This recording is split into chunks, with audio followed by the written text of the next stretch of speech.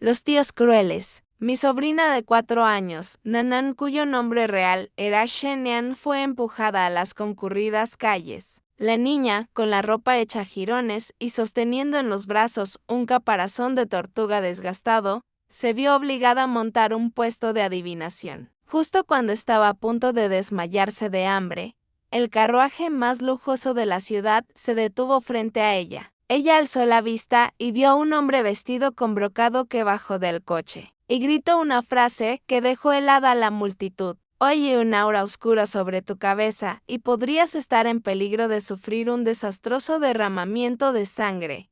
Esa declaración encendió de inmediato a quienes la escucharon. El alto funcionario presente se enfureció y los malvados tío y tía, tan asustados, pensaron que, en verdad, se avecinaba un desastre. Lo que ellos no sabían era que ese dicho infantil, aparentemente absurdo, sería la llave que descubriría el misterio de una familia adinerada que buscaba parientes desaparecidos desde hacía 5 años. ¿Qué historia conmovedora se oculta detrás de esto? ¿Y qué tipo de retribución merecerán aquellos tíos y tías crueles? Para entenderlo, hay que empezar por la vida de Nanan. Su infancia fue durísima. Su nombre original era Shen Nian. Su madre pertenecía a una de las 4 familias adineradas de Pekín. Shen Qinghige, la hija menor y más amada de la familia Shen.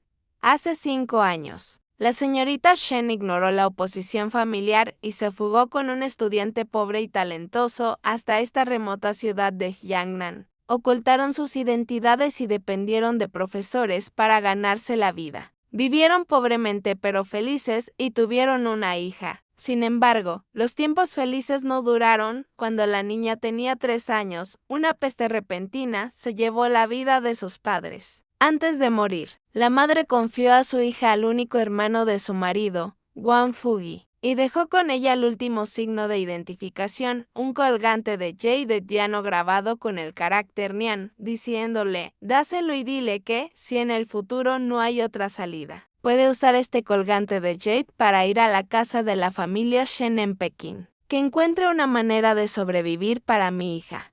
Pero Wang Fugi y su malvada esposa Liu resultaron ser lobos ingratos. Aunque en la superficie prometieron cuidar de la niña, en cuanto los padres murieron, sus caras cambiaron. Se apoderaron de todos los ahorros y objetos de valor que dejaron. Peor aún, consideraban a Nanan un espíritu maligno. Desde bebé, Nanan había mostrado algo inquietante, veía cosas que la gente común no veía. Señalaba rincones vacíos y decía que había un abuelo de barba blanca parado allí. Miraba al gato dócil del vecino y, aterrada, decía que sus ojos estaban rojos. Lo más extraño era que sus palabras se cumplían de forma inexplicable.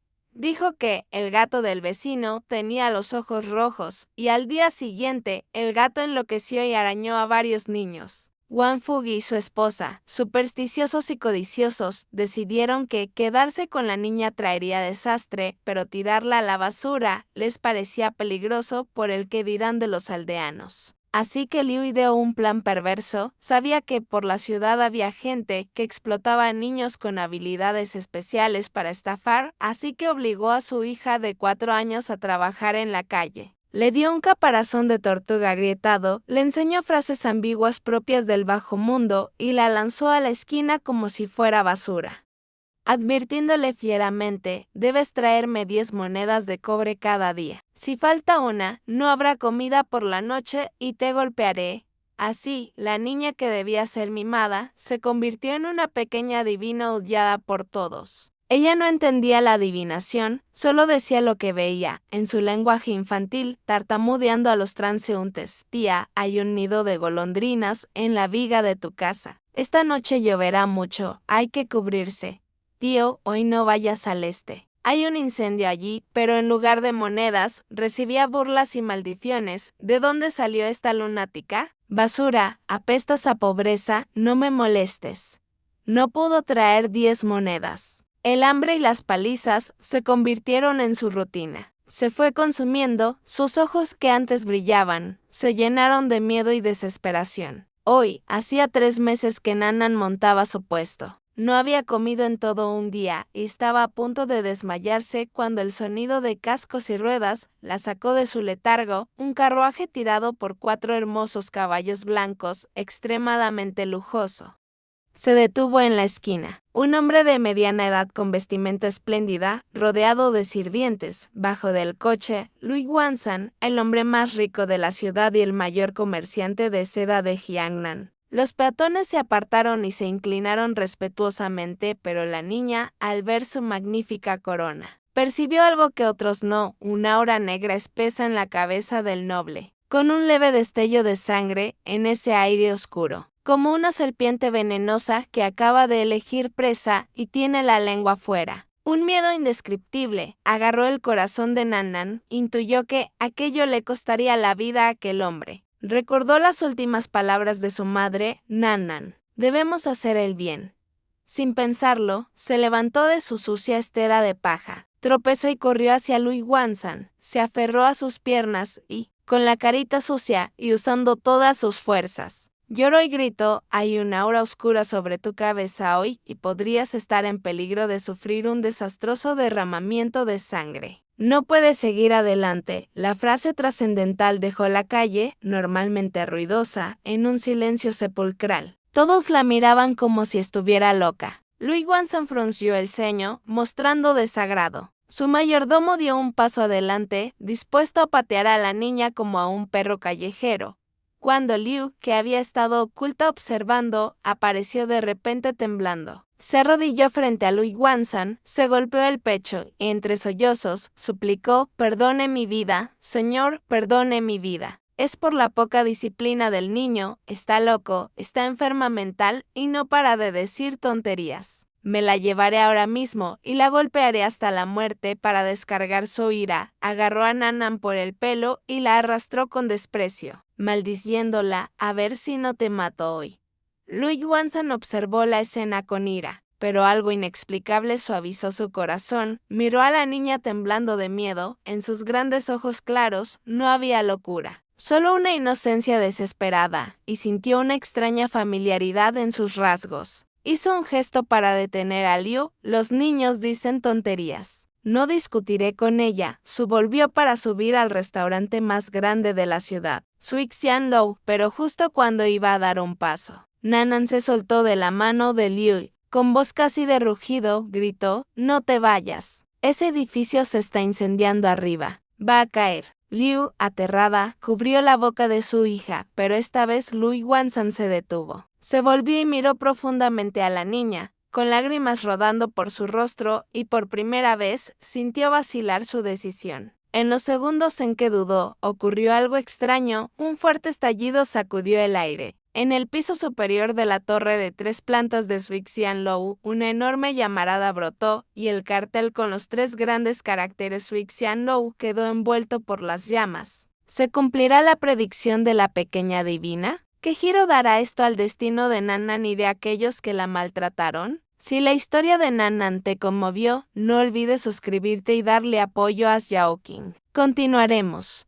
Una enorme placa de fino nanmo dorado cayó desde lo alto. El fuego había quemado la cuerda que la sostenía, y con un silbido del viento, descendió con fuerza justo hacia el lugar donde Louis Wansan acababa de estar. Un estruendo sacudió el suelo, levantando humo y polvo, y en la dura losa de piedra azul quedó un profundo agujero. De pronto, la calle entera se convirtió en un caos: gritos, llantos, gente corriendo. Louis Wansan permaneció inmóvil, sin comprender, mientras el sudor frío le empapaba la espalda. Miró el hoyo a solo 3 pasos de distancia y comprendió que, si hubiera avanzado un paso más, en ese momento sería solo un charco de carne destrozada. Había sido salvado por aquella pequeña, a la que segundos antes había considerado una loca. Cuando recobró el sentido y quiso buscar a su salvadora, descubrió que la niña y su cruel tía ya habían desaparecido entre la multitud.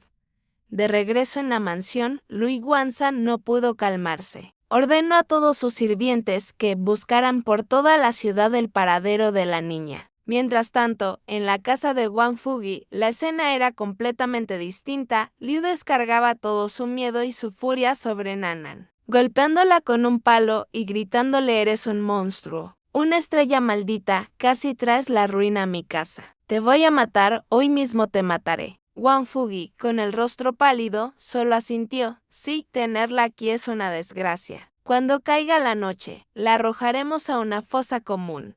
Pero justo cuando los dos monstruos estaban a punto de levantar la mano contra la niña de 4 años, la puerta de madera podrida se abrió de golpe. Entró la ama de llaves de la mansión Lu, seguida de una docena de sirvientes armados con palos. Su rostro era sombrío y su voz, llena de furia. «¿Tan valientes son que se atreven a golpear al salvador de mi amo? Son peores que los cerdos y los perros». Wang Fugi y Liu se desplomaron en el suelo, temblando. Mientras Nanan era rescatada y llevada a la mansión Lu, Lui Wansan, al verla débil y cubierta de heridas, la trató personalmente y mandó a la cocina preparar una mesa llena de platos exquisitos, cosas que Nanan nunca había visto. Pero la pequeña solo se acurrucó en una esquina, temblando, sin atreverse a decir palabra. El corazón de Lui Wansan se apretó de tristeza. Despidió a todos los sirvientes y con voz suave le preguntó por su pasado. Cuando supo que los padres de Nanan eran una pareja de eruditos apellidados Wang, la última chispa de esperanza que tenía sobre el linaje noble de la niña parecía apagarse. Sin embargo, justo cuando pensaba adoptarla como hija para asegurarle una vida de abundancia, notó algo extraño, un pequeño objeto colgando de una cuerda roja, oculto en el cuello desgastado de la niña. Lo tomó con cuidado y lo sacó. Era un colgante de jade llano, templado por el calor de su cuerpo. No era especialmente llamativo, pero al mirar con atención la palabra grabada en el nian, Lui Wansan quedó petrificado. El hombre, que había mantenido la calma, incluso ante los mayores colapsos, sintió como si un rayo lo atravesara. Se quedó paralizado, sosteniendo el colgante, mientras las lágrimas caían sin control. Aquella palabra Nian la había tallado él mismo 5 años atrás, cuando su querida hermana menor, Shen Qinghide, decidió marcharse con un estudiante pobre, desafiando a la familia. Antes de irse, él entregó aquel colgante grabado con su apodo, como recuerdo de su amor fraterno. Llevaba 5 años buscándola, había enviado a innumerables hombres, recorrido medio país y nunca halló rastro alguno. Jamás habría imaginado que, ese día, de una manera tan insólita, encontraría a la única descendiente de su hermana. Temblando, abrazó a la niña. «Nanan», susurró, mientras ella, confundida, alzaba los ojos y con voz tímida decía «¿Tío?». En ese instante, Lui Wansan, cuyo verdadero nombre era Shen Yuansan, el hijo mayor de la familia Shen, la estrechó con fuerza y lloró como un niño. Afuera, el sonido de cascos anunció la llegada de 3 carruajes más. De ellos descendieron 3 hombres de porte imponente. Uno con armadura, de rostro decidido y aura marcial, del general Shen Yuanfen, segundo hijo de la familia Shen. Otro con uniforme oficial, elegante y de mirada inteligente, el Shen Yuanru, el tercer hijo y ministro del gabinete imperial. Y un tercero, enjollado y de aire refinado, Shen Yuansan. El cuarto hijo, un magnate del comercio, que controlaba las rutas del té y los caballos del sur.